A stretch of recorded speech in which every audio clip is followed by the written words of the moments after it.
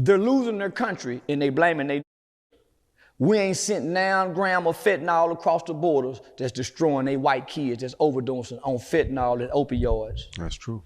We ain't sent now, mother. He's the kind of guy that would say, hey baby, let's get away, let's go someplace, huh, where I don't care. Hey, what's up, you guys? This is WD3. This is your Hill Report news break. Well, today, shout out to Jimmy Kimmel. That's right, Jimmy Kimmel, ABC's late night host, back on the air after so much cancellation pressure from the White House. I don't know how Disney was able to pull this off. I don't know if the pressure got to Trump, which pressure usually doesn't get to Trump, but I don't know. But Jimmy Kimmel is back, and he's not back being quiet. He's not back being silent. He's back with a fury. I just saw a speech by one of Donald Trump's, I think it's his deputy chief of staff, Stephen Miller. This guy is known to be a white nationalist. That's his problem. If that's what he wants to be, that's fine.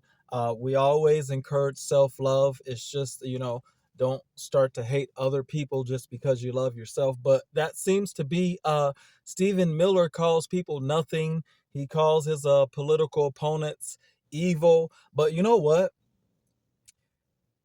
It's been the right that's been doing a lot of the damage as far as crazy behavior here in the last few years. Also, it seems like the things that Donald Trump is doing is very unprecedented, and I don't know if it's fair to even act like you're surprised that people are surprised. So yeah, Stephen Miller is definitely one of the biggest clowns on the political scene. It's a shame that anyone even hires him to do anything. If the average person out there is known as a big time racist, then they wouldn't get hired to do anything. They probably get fired. So the fact that this guy has a job, Stephen Miller, is just a shame. But shout out Jimmy Kimmel. And I even see Charleston White. A lot of people are fighting back against the craziness that is inequality, right? This is WD3. We'll be right back. Let's check out some clips. I'm going to show you Stephen Miller. He copied that speech right from Joseph Goebbels' Nazi speech. So obvious. We have the internet. Don't do that. Make up your own Nazi speech. Anyway, we'll be right back. You almost have to feel sorry for him. He did his best to cancel me. Instead, he forced millions of people to watch the show. That backfired bigly. He might have to release the Epstein files to distract us from this now.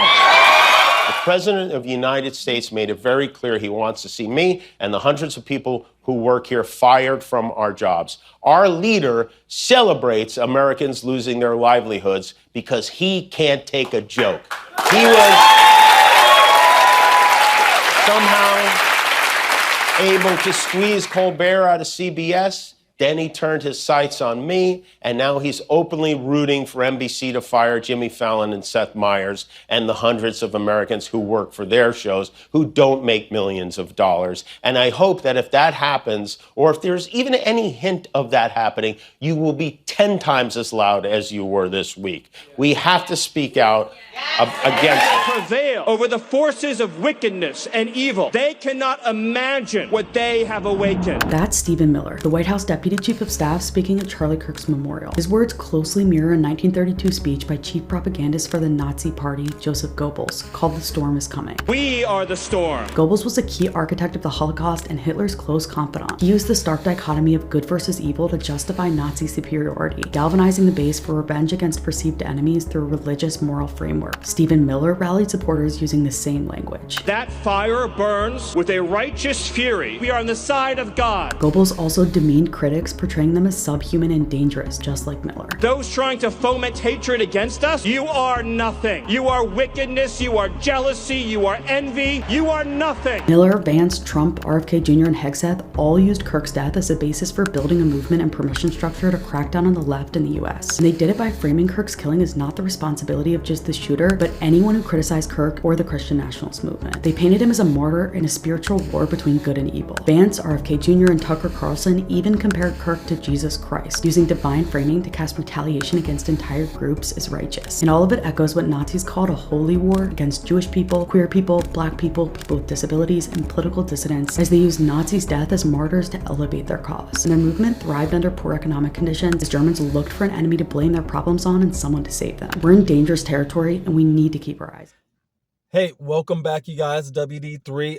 As you guys saw, Hill Report Newsbreak, you saw those shocking clips. This guy copying a speech right from Joseph Goebbels. Like, who does that? It has to be done on purpose, because you know that it is a wink wink to those who feel disaffected.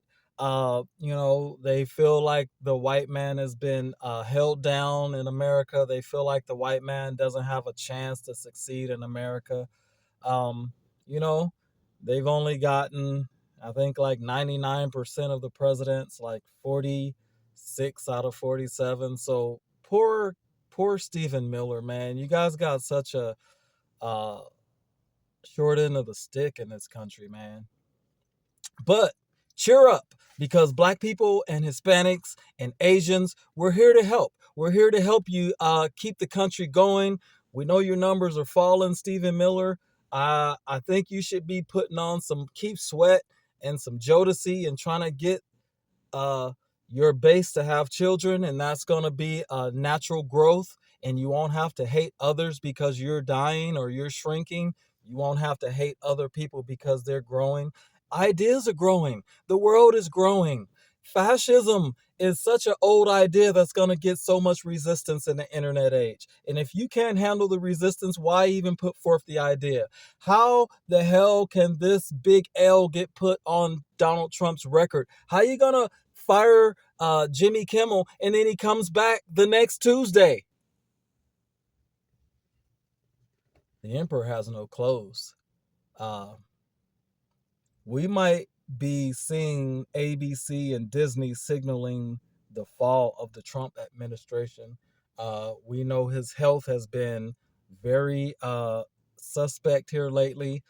He's trying to run up the escalator and stuff, but he's complaining like hell. He can't even do his speech. He's feeling so bad, his health, that going up the escalator makes him cancel a whole speech and start talking about, man, I could have built this so much better. You guys are walking on tinsel and you could have been on marble. Stupid. Anyway, shout out Charleston White. His message was Black people are not your problem. I think everybody's problem. So everybody's just trying to play innocent, throwing rocks and hiding your hands. It doesn't work in the internet age. You're going to have to get along with your neighbor. You're going to have to come to terms with yourself and get out of your insecurities and thrive.